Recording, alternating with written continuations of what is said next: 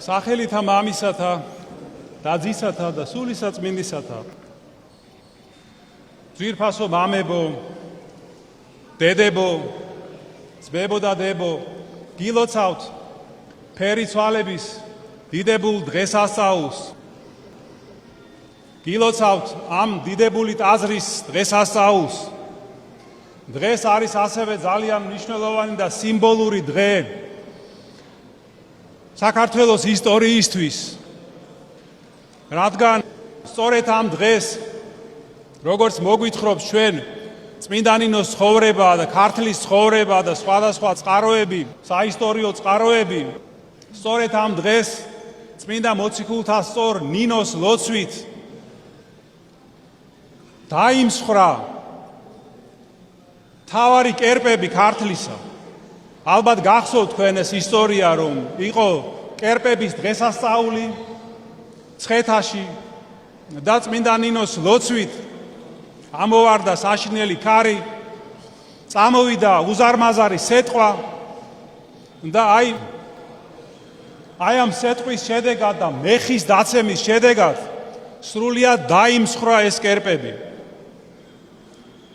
ხალხს ძალიან შეეშინდა, მეფემ და დედოფალმა თავი შეაფარეს და ეს არის ესეთი სიმბოლური დღე, როდესაც დასაბამი დაედო წარმართული რწმენის რღვევას საქართველოში და წმინდა ნინოს მიერ სრულიად საქართველოში ქრისტიანობის გავრცელებას. ასე რომ გილოცავთ კიდევ ერთხელ ამ დღეს და ჩვენ მას შემდეგ უკვე გავიდა 1700 წელი და ჩვენ წელს ვზეიმობთ ამ დიდებულ დღესასწაულს. როგორც იხილეთ თქვენ და როგორც იცით, ამ დღესასწაულზე ყოველთვის იკურთხება ხილი.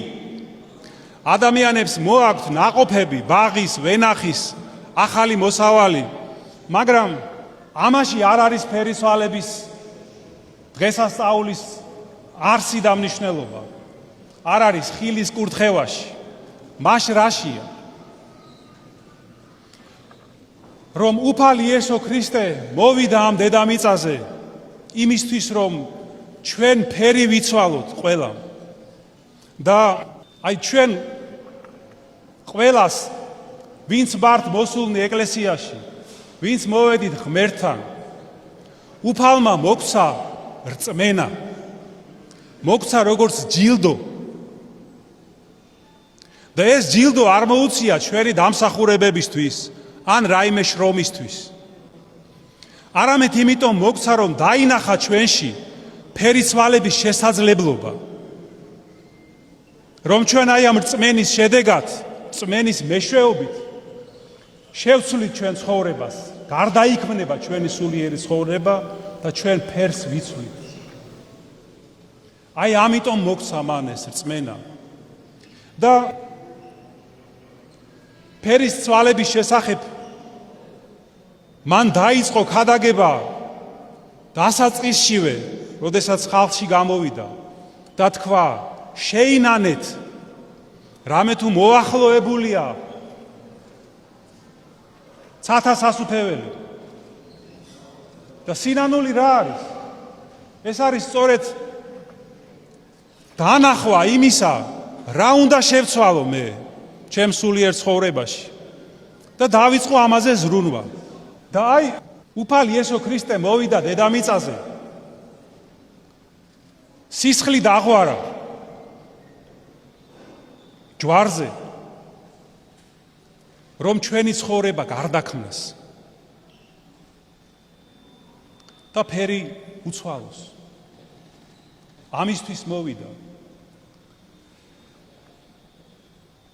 და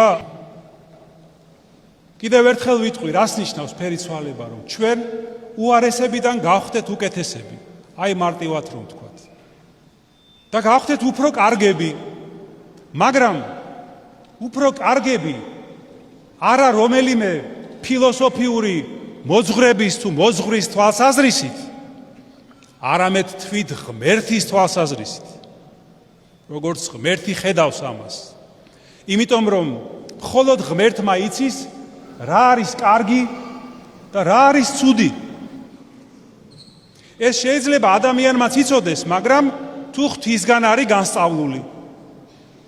და თუ ადამიანს ეს ცოდნა ღმერთისგან მიღებული არ აქვს, მაშინ ადამიანმა არ იცის სინამდვილეში რა არის კარგი და რა არის ცუდი, რა არის კეთილი და რა არის ბოროტი. და ასე იბადება ძვირფასო ძმებო და დებო საშინელი ცდომილებები, ტრაგიკული შეცდომები, რომელზეც თვით უფალი იესო ქრისტეს გვაფრთხილებდა, რომ მოვა დრო, რომ თქვენ მკვლელებს ეგონებათ, რომ ამით ღმერთს ემსახურებიან. და სხვათა შორის მკვლელობის ერთ-ერთი ფორმა, როგორც ვიცით, ეს არის სიტყვით მკვლელობა. არა, სიტყვითაც შეიძლება მოკლა ადამიანი. და აი დღეს ხდება ეს არც თუ იშვიათად, რომ სიტყვით ისე იმეტებენ, ისე კლავენ ერთმანეთს ადამიანები, რომ თან ზოგიერთ მათგანს გონია, რომ ამით სიკეთეს აკეთებს და ღმერთსაც კი ემსახურებიან. ასე რომ ეს სრული ჭეშმარიტება ბრძანა უფალმა. და აი მას ფიქრობთ ფერიცვალებაზე, როგორ უნდა დავიწყოთ ჩვენ ფერიცვალება, როგორ უნდა მოხდეს ეს ჩვენში, რით დავიწყოთ? უნდა დავიწყოთ ჩვენი მოყვასით, მოყვასთან ურთიერთობის გამოსწორებით. უნდა ვეცადოთ, დავიწყოთ, გავხდეთ უფრო მომთმენი, დავიწყოთ მოთმინება, ვეცადოთ არ ვთქვათ ადამიანზე ცუდი, არ ვუპასუხოთ შურისძიებით. ვეცადოთ მოვემსახუროთ ადამიანებს, დავეხმაროთ მათ. ვეცადოთ შევუმსუბუქოთ თუ გნებავთ სნეულების სიმძიმე ან სხვა რაიმე სიმძიმე. თუ ჩვენ ასე ვიშრომებთ, ვეცდებით, ვიმეორებთ, მაშინ უფალიც შეგვეწევა, თავის მადლს მოგცემს და გავა შეიძლება რამდენიმე თვე თუ წელი და აღმოვაჩენთ, რომ ჩვენში ცვლილება მოხდა, ჩვენ და გასაკვირად აღმოვაჩენთ. და აი ასე ნელ-ნელა ზარმაცი ადამიანი შეიძლება გახდეს შრომის მოყვარე, სევდიანი და მოწყენილი ადამიანი შეიძლება გახდეს ხალისიანი და ომახიანი, ამპარტავანი შეიძლება გახდეს თავმდაბალი, ხარბი, ხელგაშლილი, ნაყროვანი, მარხველი და ასე შემდეგ და ასე შემდეგ. და ბრაზიანი, უკმაყოფილო ადამიანი შეიძლება გახდეს ლმობიერი, მოსიყვარულე, კეთილგანწყობილი ადამიანი. და აი ასე ნელ-ნელა როგორც გითხარით, არა მხოლოდ ჩვენში მოხდება ფერიცვალება, არამედ ჩვენს ირგვლივაც ფერს იცვლიან ჩვენი ახლობლები, ოჯახის წევრები. რატომ? იმიტომ რომ ისინი აი ასეთ ადამიანში, ვინც ფერს იცვლის, ვინც სწორდება, ვინც სულიერად ცხოვრობს, ხვდებიან, ეხებიან სიყვარულს, დახმარებას, მოთმინებას, სათნოებებს. მზაობას, რომ ყველანაირი სიკეთე გააკეთონ და არა პირიქით. აწყენიონ, დაჩაგრონ, უგულებელს ყონ, წაართვან და მოატყუონ და ასე შემდეგ და ასე შემდეგ. აი ეს სწორედ ეს სურს უფალს ჩვენგან. რომ აი ამ გზით ვიაროთ, იმიტომ რომ ძვირფასო ძმებო და დებო, მუდმივად ყოფნა განკითხვაში, უკმაყოფილებაში, მრისხანებაში და რა ვიცი კიდევ რაც ჩამოვთვალეთ და კიდევ რაც არ თქვით იმ ვნებებში, ეს ძალიან მძიმე და მტკივნეულია ასეთი ცხოვრება. და რა არის საბოლოო ჯამში ასეთი ცხოვრება? ნამდვილი ჯოჯოხეთია.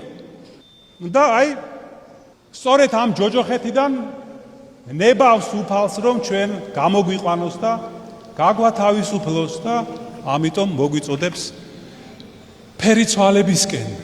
ეს არის ჩვენი მოწოდება. აი ამ დღეს საღვთო დიდება გამოაჩინა, გამოაბწყინა უფალმა მოციქულების დასანახად, რა თქმა უნდა, როგორც მათ ამის დანახვა შეეძლოთ. აი ჩვენ მოწოდებულნი ვართ, რომ გავხდეთ ამ თაბორის ნათლის თანაზიარი. აი მასასადამე რა არის მნიშვნელოვანი ღმერთისთვის? რომ ჩვენში მოხდა ეს ფერიცვალება იმის შედეგად, რომ მან ჩვენში ჩადო წმენის მარცვალი და მოგცა ეს დიდი ტალანტი და როგორი ნაყოფი გამოვიღეთ? ორმაგი, ხუთმაგი თუ 10 მაგი? და როგორ ნიადაგში ჩავარდა ეს მარცვალი. კეთილ ნიადაგში თუ ეკლიანში თუ კლდოვანში თუ ქვიანში. აი ვინ გავხდით ჩვენ ამ მარცვალის, აი ამ დიდი მადლის და ტალანტის მოცემის შედეგად. თუ ჩვენ დავრჩით ისეთები, როგორც ვართ. და გახსოვთ მის უწმიდესობას კათოლიკოს პატრიარქ ილია მეორეს ხშირად უთქვავს ეს წმინდა მამების ეულის სწავლება, რომ ადამიანი ერთ ადგილზე ვერ ჩერდება სულიერ გზაზე. ან წინ მიდის და ვითარდება, ან დეგრადირებს და უკან მიდის. და ესე იგი თუ დავმარხეთ ჩვენ ეს ტალანტი მიწაში. ასე რომ ვაი მას, ვინც უარესი გახდა კიდევ. იმასთან შედარებით რაც იყო. და ეს გზა ფერიცვალების და ეს საქმე ფერიცვალების უნდა იყოს ჩვენი მთელი ცხოვრების საქმე. კიდევ ერთხელ გილოცავთ დიდი სიყვარულით ფერიცვალებას, განსაკუთრებით მინდა მიულოცო ამ მონასტრის დედებს, იღუმენია ქეთევანს, დედებს და დებს და მადლობა უთხრა თქვენი შესანიშნავი დაღირსეული მოღვაწეობისთვის. მე მინდა დავლოცო სრულიად საქართველო. უფალმა ინებოს ჩვენი ყოველი ჩვენგანის ფერიცვალება, ჩვენი ქვეყნის ფერიცვალება, ქრისტეს გზაზე გაძლიერება და გამთლიანება. და ვევედროთ უფალს, რომ ღირსი გაგხადოს აი ამ მარადიული თაბორის შუქის ზიარებისა, ამ შუქის და ნათლის ხილვისა და აი ამ ხილვით სიხარულისა. და ვევედროთ უფალს, რომ ჩვენს გულებში კვიდრობდეს ნათელი ქრისტესი, სიყვარული, სიხარული, შვიდობა. ამინ. ჩვენთან არსებობთ.